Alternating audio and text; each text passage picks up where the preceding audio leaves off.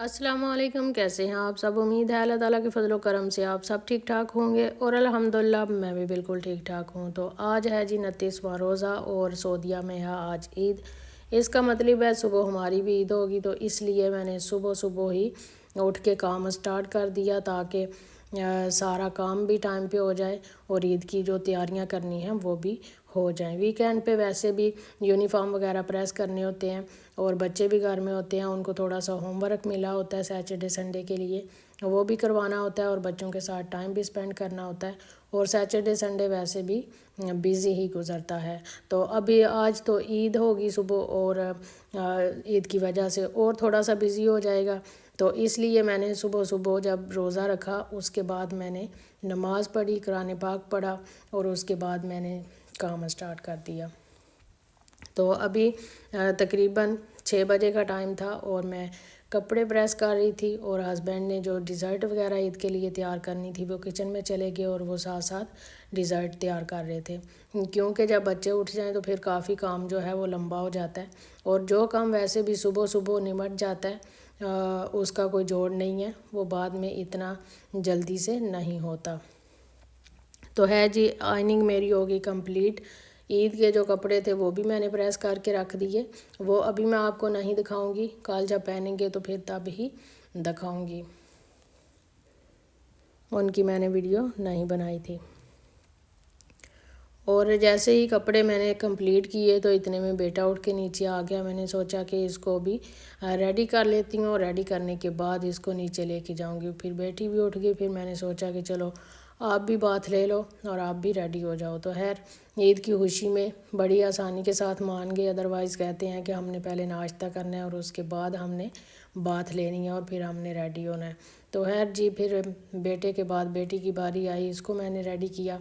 तो फिर कहती है कि मैंने हेयर स्ट्रेट करने हैं। मैंने कब बोला कि नहीं आज ईद नहीं है, कल ईद वाले दिन कर लेना।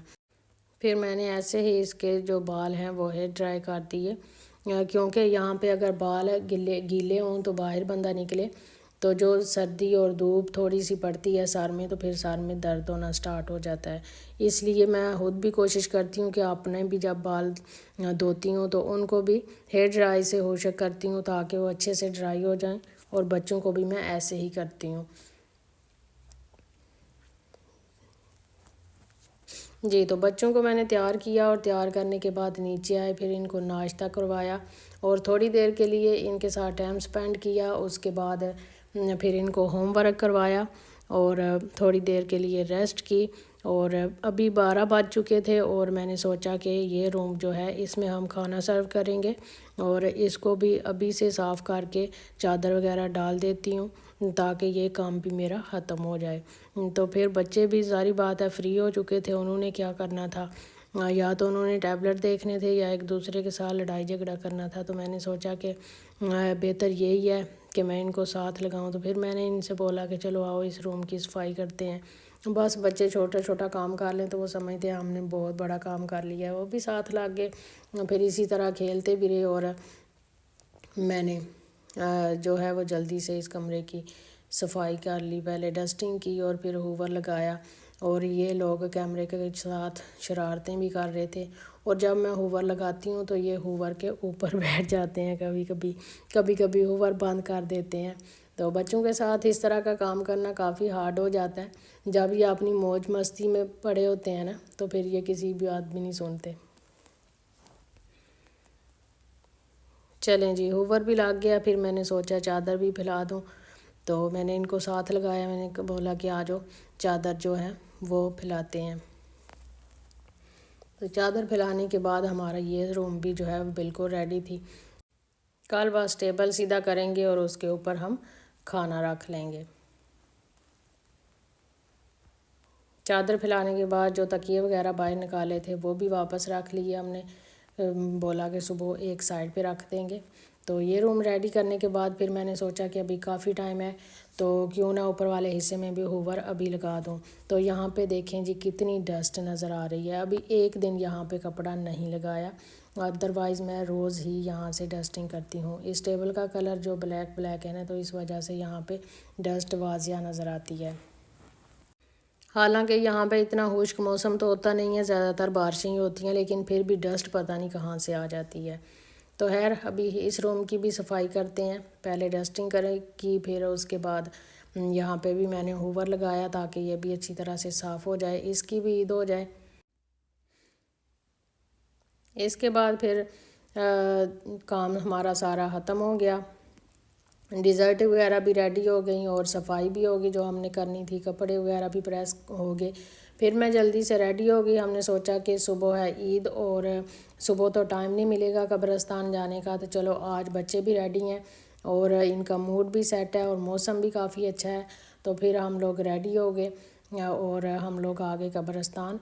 यहाँ पे मैंने सोचा कि गाड़ी से निकलती हूँ बाहर और आराम से वीडियो बनाती हूँ। फिर जब मैंने देखा कि काफ़ी ज़्यादा रश है, क्योंकि यहाँ पे उस दिन मदर डे था और मदर डे की वजह से काफ़ी लोग अपने जो मुसलमान हैं वो तो ईद की वजह से आए होंगे और जो गोरे लोग हैं वो मदर डे की वजह से आए हुए थे, क्योंकि जब मदर डे होता है तो वो अपने माँ बाप की कब्रों पे जाते हैं और वहाँ पे फूल वगैरह जाके चढ़ाते हैं और उनके साथ जो है मदर डे मनाते हैं जिनके पास्ट वे हो चुके होते हैं। तो खैर जी, यहाँ पे एक साइड पे गोरों की कब्रें हैं और दूसरी साइड पे मुसलमानों की। तो ये सारी जो साइड है ये गोरों की है। तो उनकी कब्रें जो हैं वो ज़मीन के साथ ही प्लेन होती हैं और बस एक सर वाली साइड पे उन्होंने तख्ती लगाई होती है और उसके ऊपर नाम वगैरह सारा कुछ लिखा होता है। और यहाँ पे साइडों पे बेंच वगैरह भी रखे होते हैं ताकि अगर किसी ने बैठना हो तो वो बैठ भी सकता है। फिर किसी दिन मैं आऊँगी और यहाँ पे फुल वीडियो बनाऊँगी और विज़िट कराऊंगी आपको इनके कब्रिस्तान का कि यहाँ पे किस तरह से कब्रिस्तान की सफाई वगैरह और सारा कुछ इन्होंने रखा होता है। तो हम लोग साथ बच्चों को भी लेके आए थे कब्रिस्तान। अपने बच्चों को भी साथ कब्रिस्तान लेके आना चाहिए और इनको बताना चाहिए कि जो हमारे बड़े हैं जो इस फ़ानी दुनिया से चले गए हैं उनके लिए हमें दुआए मग़फ़िरत करनी चाहिए।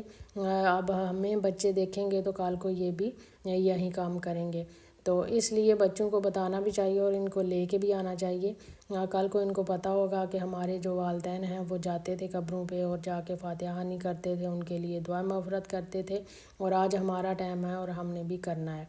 खैर ये तो अल्लाह बेहतर जानता है कि ये ऐसा करेंगे या नहीं करेंगे, लेकिन हमें अपना फ़र्ज़ अदा जो है वो करना चाहिए।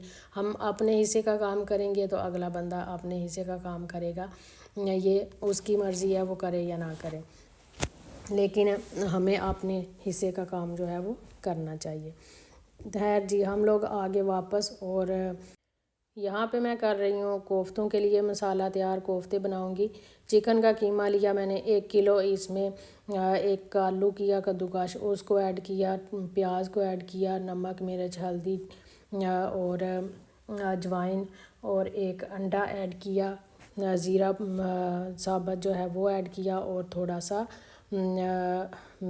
इसमें ऐड किया बेसन और इस मसाले को अच्छी तरह से मैंने मिक्स कर लिया और मिक्स करने के बाद फिर इसके बना लिए मैंने छोटे छोटे कोफ्ते। छोटे छोटे नहीं बने थे बल्कि बड़े बड़े बन गए थे, क्योंकि मैं अक्सर यूज़ करती हूँ जो किचन वाला स्केल होता है वो, उससे मेरे जो चीज़ है वो बिल्कुल एक्यूरेट एक जैसी बनती है।